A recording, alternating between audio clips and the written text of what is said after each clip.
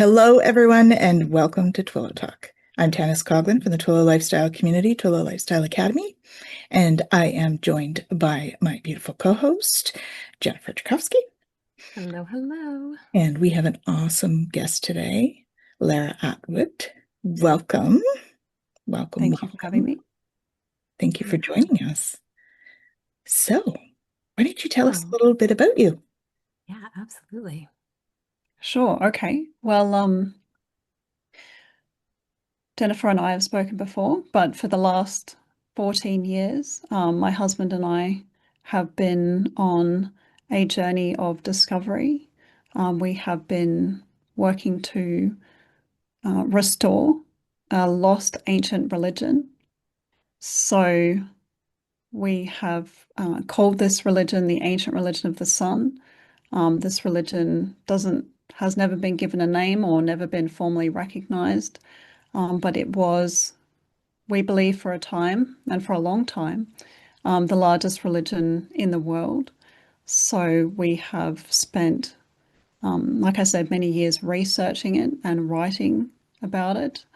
We're trying to find out essentially how this religion started, what people who followed it believed, what they practiced, and we're trying to do that in a way that people are able to practice this religion again today. So we're trying to bring it back, and we've written a few books so far, and I have a YouTube channel where I, discuss various topics about it.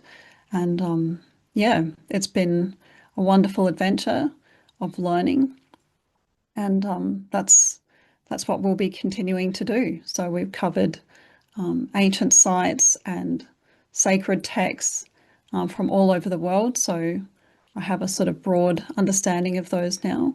And yeah, just looking to share this sort of ancient knowledge and wisdom again for people today, since it had become lost. Beautiful. Yeah. So Lara mentioned that we have met previously. So we did For the Love of Mystics episode, and we dove right into a lot of the work that Lara and her husband that you've been doing. And it's interesting you mentioned now about, this being maybe the most widespread religion of ancient times. But I'm wondering if maybe this is the most widespread religion, period. Because we look at religion today and we realize that there's so many different religions that we have. And yet, I know when we spoke before, we talked about how there's nuances of each of them that are interconnected. And coming from the mystical side of it, that underlying belief system is throughout. And so I would think that maybe this is probably the largest religion of any time. Yeah, so um, it still exists in many different forms today, although people don't realize it. And um, this is why people don't know about it. It's hidden in plain sight, but because over time it branched off into lots of different traditions, and civilizations sort of fell, and different records were lost and people were scattered and so on. Yeah, people don't realize that actually a lot of these traditions are connected to one another. So just to kind of give a background for your audience, if they don't know, the religion of the sun basically held the sun as the highest form of divinity. So it saw it as the highest manifestation of the source that we can see in the world. And so once you start thinking about cultures that venerated the sun, you can immediately start listing off ancient Egypt, a lot of the Native American cultures, and that's right through the Americas, ancient civilizations like the Persians, all the ancient religions of Europe. You can think of the Druids with Stonehenge, and many other traditions that are lesser known throughout the world. And a lot of those religions have carried on in some form today, or have influenced religions today. And So it's kind of it's hiding in plain sight. A lot of people know that lots of different cultures venerated the sun, but they haven't realized that actually those religions and traditions are connected to one another. So that's something that we only realized partway into our journey, and it was a very big shock. So we actually, like everyone else, thought that all these different cultures were, simply doing their own thing and had their own sort of traditions. But at some point, it dawned on us, and of course, it makes sense. You see all these pyramids across the world, for example. Pyramids in the Americas, pyramids in Egypt. You even have pyramids in Asia and on islands off the coast of Africa. And it's just, you know, a widespread practice. And a lot of these pyramids were aligned to the sun. And you think, well, of course, they're building the same sacred structures and aligning them to the same sacred days because they followed the same religion. So today, the celebration of the sun continues. We have Christmas around the time of winter solstice, and a lot of different Indigenous traditions still celebrate the major days of the sun, the transitions, the solstices and equinoxes. So it is still very much present, but it's just people don't make the connection. Yeah, I mean, even so I'm a Wiccan high priestess, and so the moon and sun are very prominent in that in our framework, what I like to Yeah, call it. So, that resonates with me what you're saying, for sure. yeah, You yeah. And mentioned, look, that oh, go ahead. well, that comes from a kind of an ancient lineage of knowledge, that came through Hmm. Britain, all the ancient sites there, and there are literally thousands, and well, there were thousands and thousands today. How many are left? Hundreds, all of them aligned to the solstices and equinoxes. So, Yeah, and these date from, thousands of years ago, some of them from 5,000 BC. And it shows it's a very, very old tradition where people were, um, building huge structures, megalithic stone structures, and aligning them to either a solstice or equinox, showing how important the sun was in their religion as a sacred, um, an expression of the divine, of the sacred. definitely. Yeah. And I love that the expression of the divine. So when you were speaking earlier and you were talking about the sun being in the physical, the what we're able to see to be the closest kind of representation of it. Because I Hmm. know, people might go, oh, well, the sun, like, why are we, worshiping that? What is the importance of that? And all. So to understand that it's that representation of the divine as opposed to, the sun itself being all that is, right? Or that creative That's energy, right. but the representation of it. I think that that's a really powerful way that you're explaining it for people to understand the power that's there. That's Yeah. right. And I think that's why, people have looked at those who venerated the sun as kind of primitive and backward and a bit stupid. And, it's kind of, we have in our minds those sort of space photos we've seen of this kind of burning sort of ball of gas or whatever. And we think, okay, well, we know better now. But actually, ancient people described in their sacred texts why they held the sun as sacred, and it was to do with light. So, Mhm. light was seen as the highest expression or highest form of the divine, and the sun, therefore, is the greatest manifestation of light that there is, along with the stars. But the sun is the star we share our closest relationship with.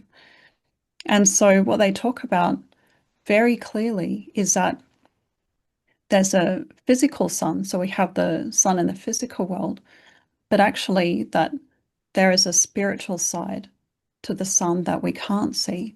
So to give you an example, the Hopi people of the Southwest in the US look to the sun as Tiowa, which is their creator. So the highest god or the supreme god is Tiowa. And they talk about the sun as being the face of Tiowa, who stands behind the sun. So the face of Tiowa is the sun, who we can see and who sees us, but Tiowa himself is actually hidden. He is unseen. And so that, in a very simple way, expresses that understanding that there's like a spiritual side to the sun, and the sun is the way that the source actually comes into and expresses itself in the sort of greatest way in the physical world. And the same in India. So they talk about Brahman, who is the supreme creator, the supreme lord of all. And he has a spiritual side and a physical side. And the physical side is Brahman, who is the material aspect of the sun. But he is the light that, and the spiritual side of the sun, the light that expresses itself through Brahman, the physical sun. And so they say Brahman is light and light is the sun. And so we see a similar expression in North America, in India, and then we go to Egypt and they talk about Re, who is the highest god, the creator, who appears as the sun. So it's actually the same understanding expressed by these cultures, and it talks about a very profound and deep understanding of light itself and its source as being divine. It's beautiful. The idea of it being the light as well, because I know we talked about just the different embodiments, right? That kind of Christ consciousness idea that runs through so many of the different religions, and even in the Bible, right? I am the light, right? Bringing that light forward, or the embodiment of it. And so to see it as that life-giving light that we need. And we know on a very physical level, we need the sun. We need the light from the sun. We need the vitamin D from it. We need all of that. And so does everything else on Earth. That's right. So no sun, nothing, no life. Very And that's why ancient people also called the sun the Lord of life. So among the Celts, yeah, the Lord of life. Yeah, definitely. It's a very creative energy. So, because it is that life-giving energy, it creates, which is beautiful. High vibration energy coming from the sun. Yeah. Yeah, well, and we can talk in the human design side of life in terms of the neutrinos and how impactful they are for us. So that's a whole other topic that I could ramble on about for way too long, but that'll be another show. But just to understand that what is happening with the sun and the energy around the sun at any given time in the calendar has an impact on us, and a very significant impact on what we're experiencing and on the collective consciousness. And so we do recognize in so many different belief systems how powerful the sun is. And yet, as you said, people, start to say, oh, well, we know better than, to honor that. And yet we look at ancient systems of even telling time, right? Like the Mayan calendars and things like that, where we lived based on the sun and the moon and the cycles of nature, and how much that actually helps us be in flow, helps us to maintain balance within ourselves. Do you talk about that in your writing? Yeah, absolutely. I think what has happened is that we have sort of gone indoors and really felt or cut our reliance off, also we think anyway, from nature, and so it seems quite distant to us. But actually, once you, in my experience, once you get out there and actually do some of these ancient practices, you start feeling that reconnection. And I think that connection, obviously, the sun is sustaining all life all the time, whether we acknowledge that relationship or not. Um, but once you actually become aware of it, it is something very powerful, and you can feel why ancient people paid so much attention to it and why they held their celebrations on it. It is something really moving, and I do think people today can still sense that. You know, thousands of people, for example, turn out at Stonehenge every year for the solstices. And it really looks like a very powerful thing. You know, everyone's sort of watching the sun rising on the morning of the summer solstice and sort of holding their arms out and seeing that alignment with the structure. It's actually a very powerful thing to kind of align something to the sun, something on earth, and kind of bring it into a sacred space to bring that living light in. It is actually a very powerful thing. And obviously, it was so powerful, it motivated ancient people to erect the greatest structures on earth. I mean, look at the pyramids.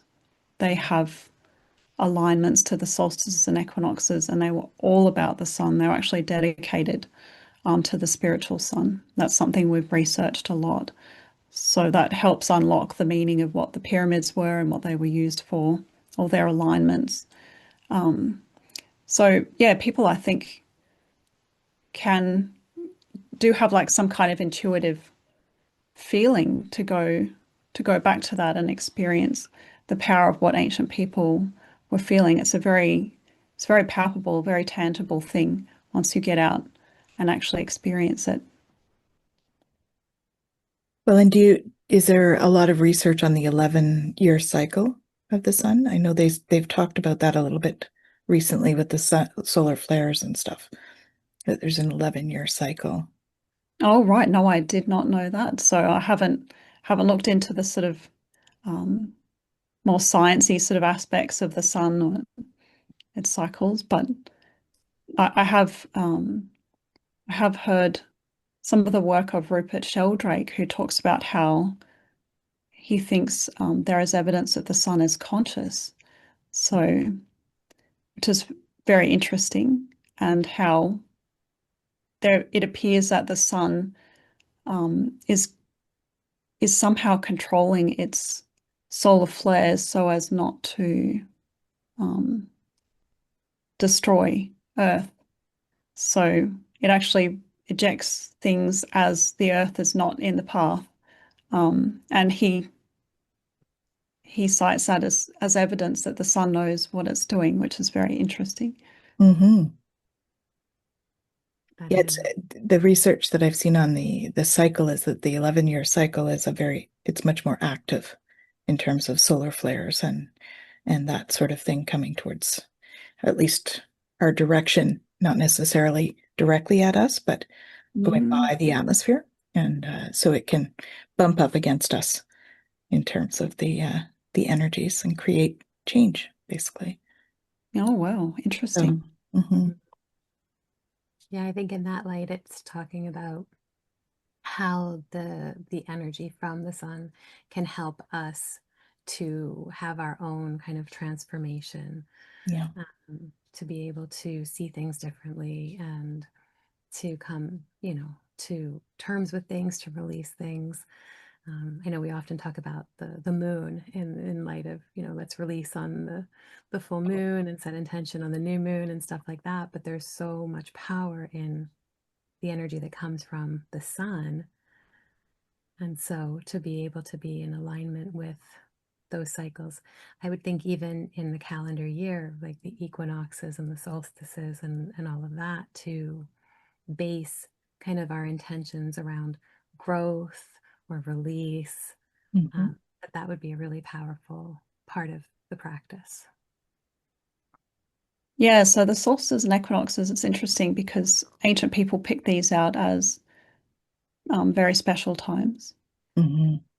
So just to give you an example, another one, we've spoken about Stonehenge, but then you have the Great Sphinx.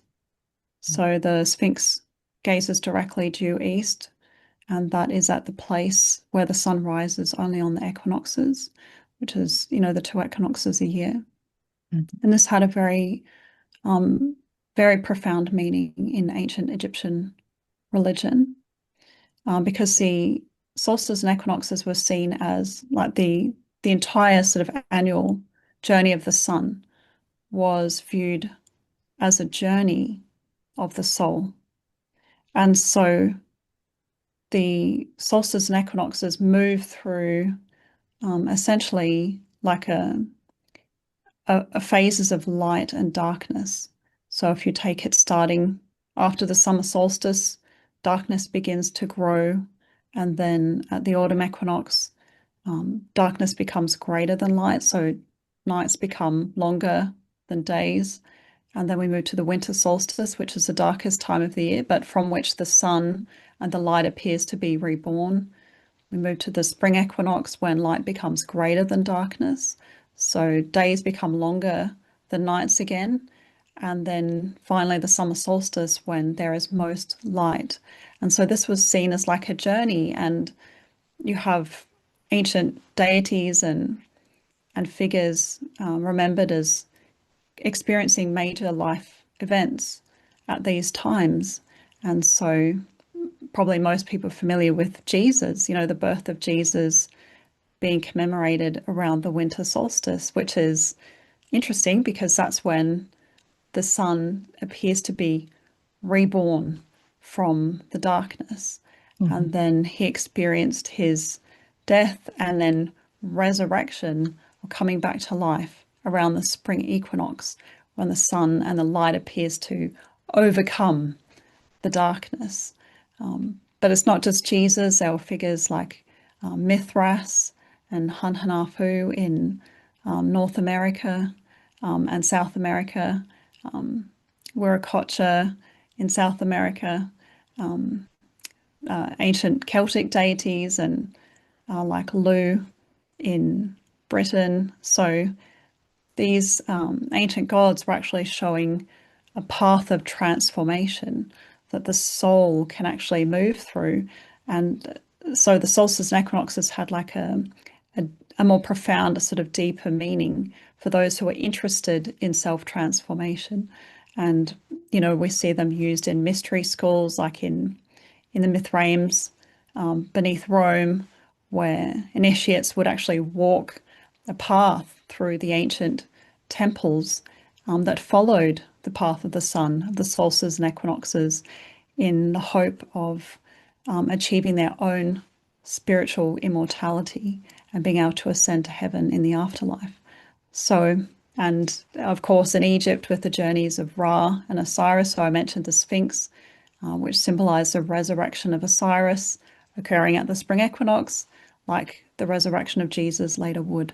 So this is actually an ancient, very ancient kind of mystery, form of mystery teaching, but it's something that just applies to all of us, wherever we are in our particular journey.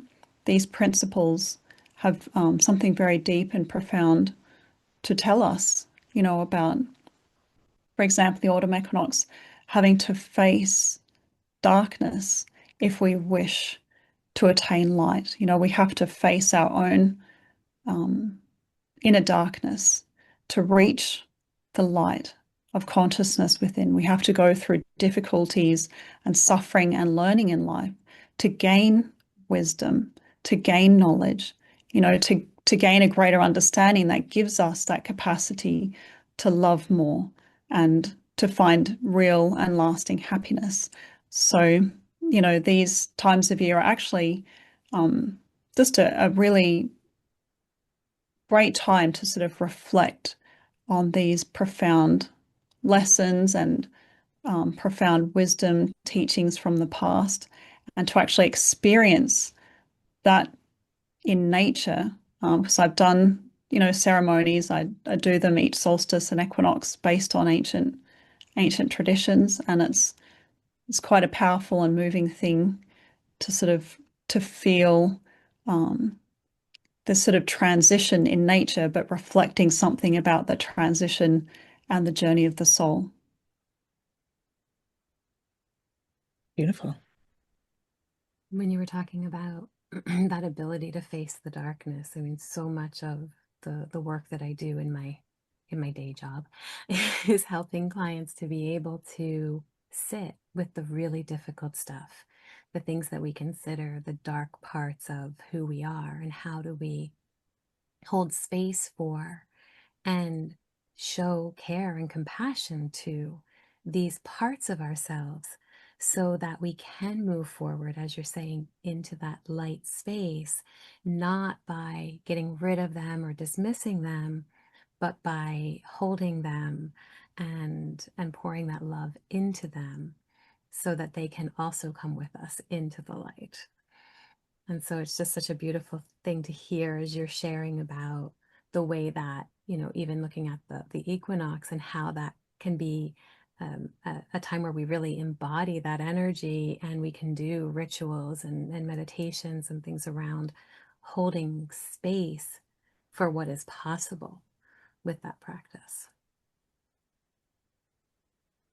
Yeah, so I think that's very interesting, because I think, there is a tendency to kind of just look to the light and want the light, and to not acknowledge that actually there is darkness for a reason. It has a purpose in nature, and that kind of is, again, a reflection of its purpose in our lives. Things go through cycles and struggles, and that's what actually makes us stronger. They're the times often that we learn the most about ourselves, is when we're challenged and we have to rise and overcome those challenges, and that's what forges that strength and understanding.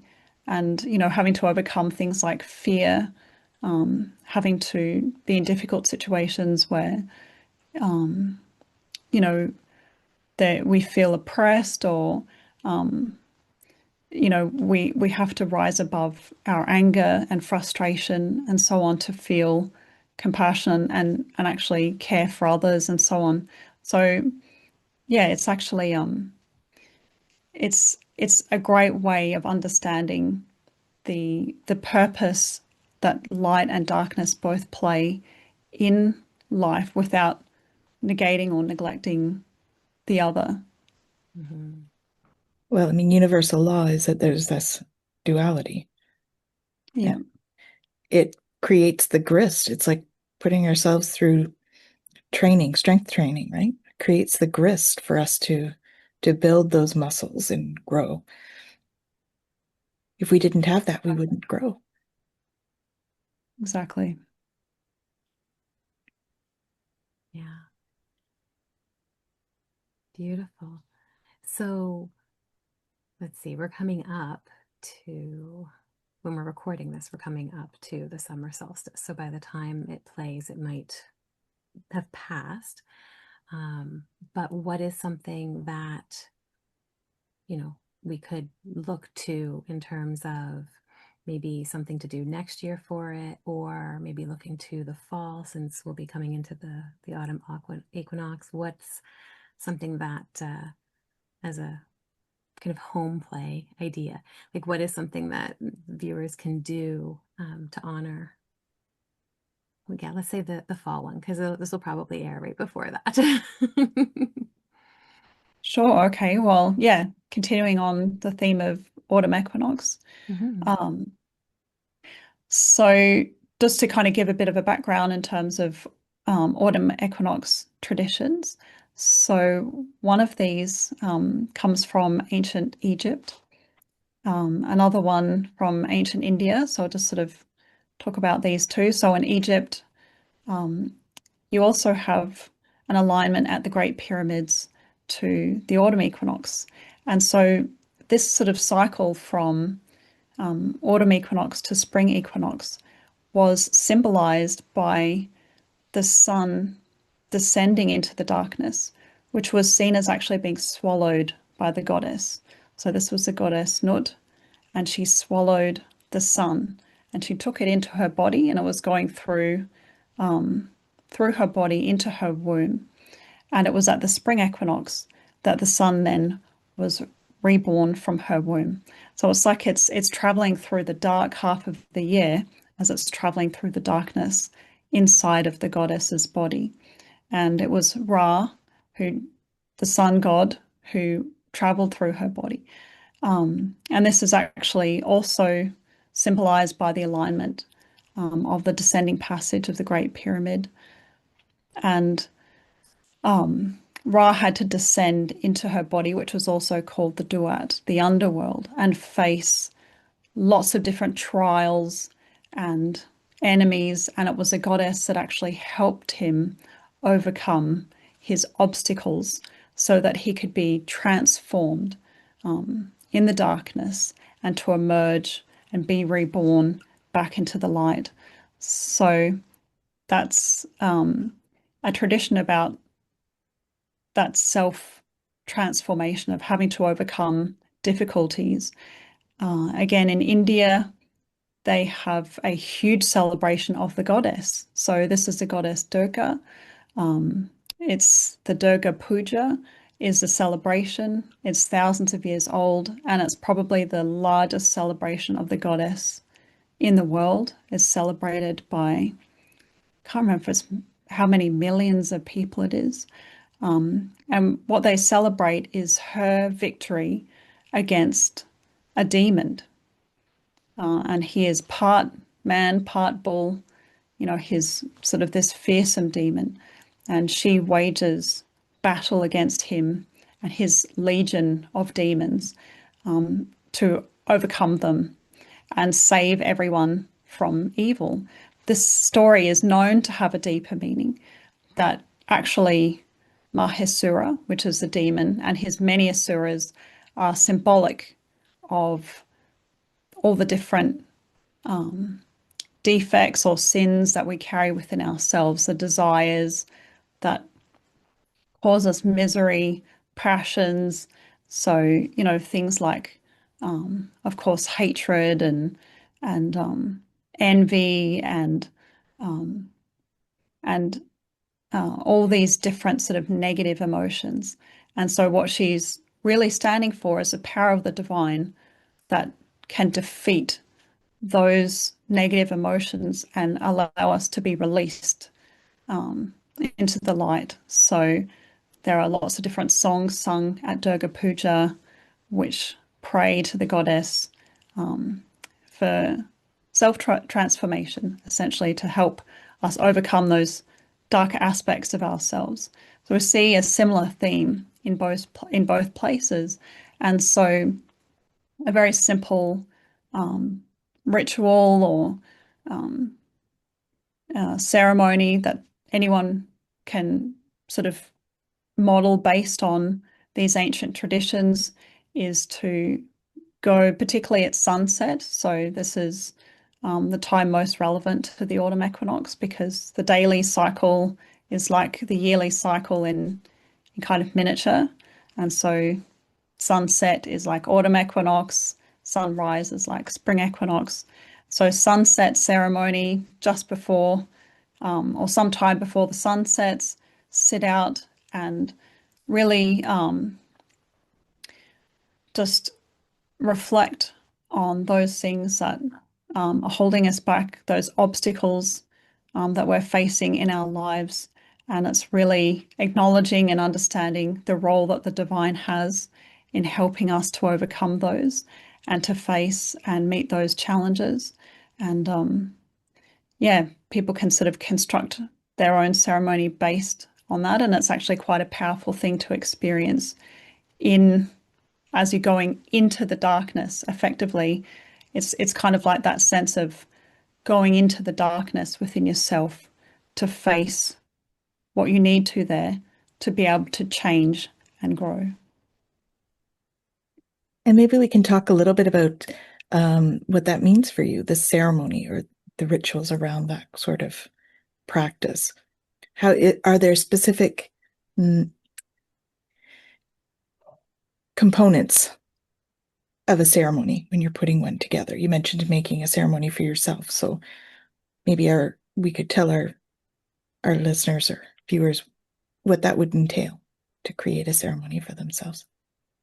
Sure. So this is something that we outline in our book, Ancient Solstice.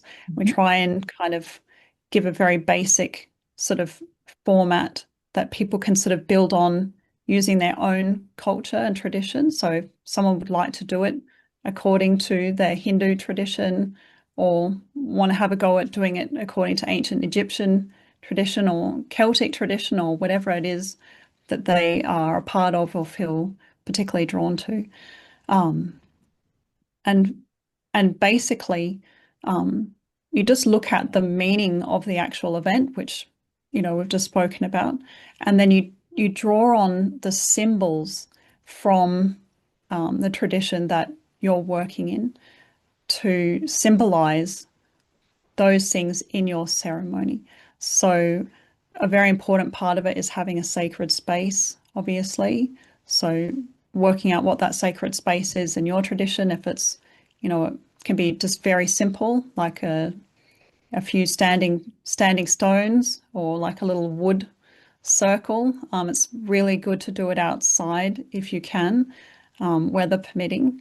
It's a very powerful thing to do with the actual sun. So it's nice to actually align your space to the sun. So maybe like a few days beforehand, the sun's position isn't going to change very much.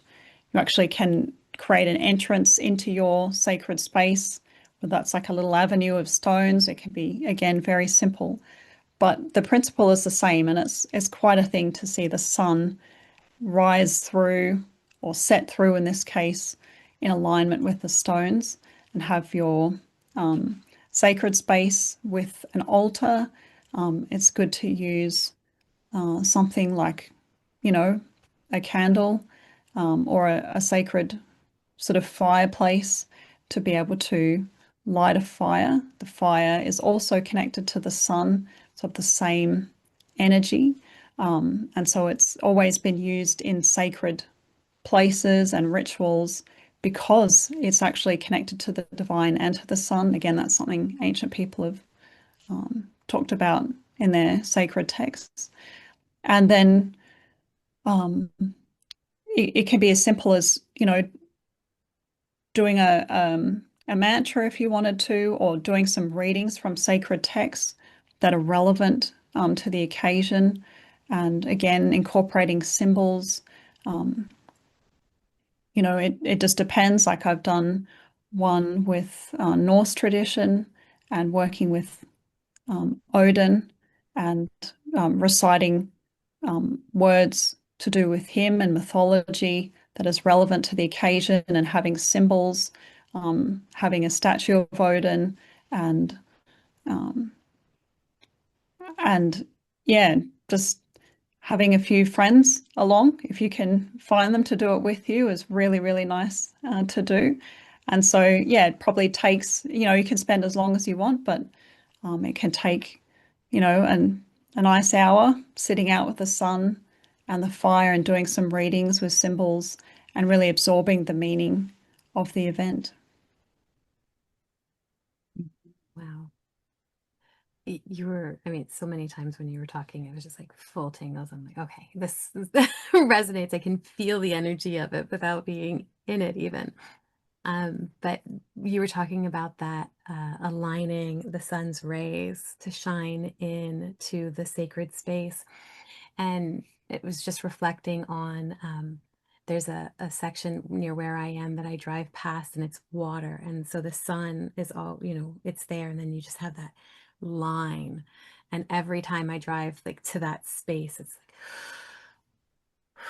I just feel the energy coming through in that moment. And so that's what it brought visually to me, as you were explaining it, and being able to tap into that feeling of just quickly kind of going through it. I can imagine just sitting in that energy and then doing a ceremony, how powerful that would be. It's very surprising. It can be very surprising because it can um, it can reach you and touch you in a way beyond the mind and beyond thinking. So, you know, you can have all these ideas, but to actually just go through it and to actually experience it, um, you can understand things and feel touched in a way that you weren't expecting. Can be very surprising. And I think if people just give it a go, like I know there's a sort of mind block and saying, oh, well, you know, I'm not going to do that. I don't have time, or, you know, that's a bit silly, or, you know, it's not going to work for me, or whatever it is. But yeah, if you can get a few friends, or even if you just do it on your own and try it wholeheartedly, you'll start to see why this was the biggest religion in the world for many, many thousands of years. It is powerful, and why people built giant pyramids, giant Stonehenges, all aligned to the sun. There's something going on here. Definitely. Absolutely. Absolutely.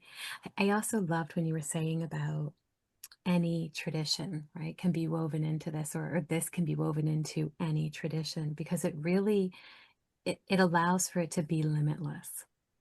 We don't have to get rid of or walk away from whatever beliefs we already have. We can really weave this in, and it allows for the beautiful unfolding of both. And I just, that was so beautiful to have you express that. Well, and I love the fact that you're saying, just give it a go, because people don't understand what it feels like to be in ceremony if they've never been there before. Yeah. And it is a beautiful, it is something that you feel in ceremony, the energy that comes down and from the sun in this case. And it is something that if you are open to feeling, you will notice. It's a very calmness, a big sense of calm being in ceremony and absorbing the sun or the natural elements around. I mean, it is sacred, right? That's why we do it. But it's definitely, if you haven't tried it, it's special. Mm-hmm. Mm-hmm. Beautifully put. I totally agree. Often I think people think about meditation. You know, there's a lot of emphasis on meditation, but yeah, just listening to you, that's right. There's not so much emphasis on ceremony, but there should be. Yeah. A Okay. little bit. Like there is a Yeah. sacredness about when we do that we don't get when we meditate, you know? I mean, I Yeah. meditate every day, and that's sacred for me. It's like my little practice. But when I do ceremony, there is that energetic, like I'm getting tingles. It's that, right? We feel the energy just so much more present with us. We would feel the sun god more present with us if we're doing ceremony in the sun, or the moon if we're doing that and we're having a ceremony for the moon. So it's very much, it's the energies that come down and we really feel them within our bodies, within our spirit. Yeah. Talking about ceremony, Definitely. what comes to mind too is, Lara, as you were saying, and Tanys too, the sacredness of it, right? That ability to, we put more emphasis on something if we put intention into it. Mhm. And so with a ceremony, we're intending for something in our experience, where oftentimes if we go, okay, I'm going to meditate, if we take that time to intend what we want to do, it's going to be a different experience than if we just, sit down and pop on a guided meditation and away we go. Yeah. So I know we're almost at time here, but I have something else that I Yeah. did, so hopefully we're okay with time.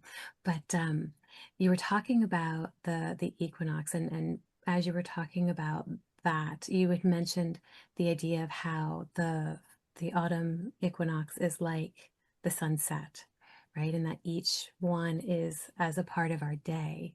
And so what I'd like to touch on really quickly, if we can, is that idea of ceremony and intention every single day. I get up with the sunrise, the spring equinox, the energy of that, the midday, the summer solstice, right? And kind of going through. Is there just a simple thing that we could do each day in terms of maybe setting an intention and holding space and whatever it is to just kind of follow that cycle every day? Absolutely. So again, I'll defer to ancient people, and they primarily did their prayers, practices in India, for example, and they still do today in um, some divisions of it at sunrise, noon, and sunset. So these three main transitions of the sun were the most important times in ancient Egypt. We can see from archaeological evidence as well.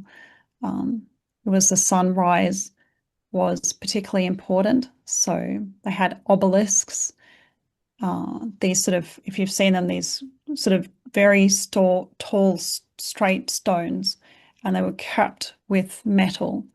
And that was so, if you've ever been around sunrise when there are tall trees, you see them, the tips of those sort of light up first. And so that was the idea of the obelisk, that it would herald that the sun was coming, so it would shine with light. And it was known then that sunrise was not far away. And so they could time their temple activities to be exactly at sunrise and capture that moment. In India, they would do practices, like I said, they still do today. And um, it's about connecting with source through the sun. So Brahman. And the practice they would do is like a kind of meditation style practice where you actually feel your connection with the sun. And there's quite a kind of an elaborate practice, but to just feel that connection with the sun is something I do as many days as I possibly can, as long as it's sort of not raining or just terribly cold and awful outside. But yeah, getting up and actually feeling that connection to the sun. So um, they would use the mantra Om and feel how part of the source was within them. And so the source is shining to them through the sun, and the part of the source is shining in them. And you feel that connection between the two. You feel your connection to the source. And so the sunrise is a particularly magical time. It has a special kind of spiritual quality before the sun and its material aspect gets too strong. And so they would sit and feel their connection with the sun, particularly at sunrise and sunset, those magical times, doing mantras and meditating. But of course, there are other ways to connect with the sun that you don't have to sit outside just at those times. I like to have an altar and light a candle and say a prayer or mantra to the source as the sun. And like you said, just feel that divine connection with the divine to start the day, set my intention, like you said, as one of connection with the divine as much as possible through the day. And it's a nice way of kind of coming back to what's important to you for the day, is that, divine connection and maintaining it. So, yep, that can be done again at sunrise and sunset. do a combination of them, and then anything up from there if you've got time. That's often difficult to do, every day, but even something simple, like ancient people were doing, it can really profoundly affect your day. Yeah, I think people tend to think of ceremony being lengthy. Well, if I'm going to do ceremony, I need to have a whole hour to do this, but it doesn't have to be. It can be just a 5 minute or, light a candle, have intention, and set the intention for the day, and that it is ceremony in itself. If you've got the mindset for it, we'll say. Exactly. Yep. Beautiful. Lovely. Thank you so much for sharing your wisdom today with us. Definitely. It's been such an honor. Thank you so much for Yeah. coming. Thank you. I've actually gained a lot from speaking to you both as well. Thank you very much. Thank you. And to our viewers, thank you, and we'll see you next time. Twillow Talk.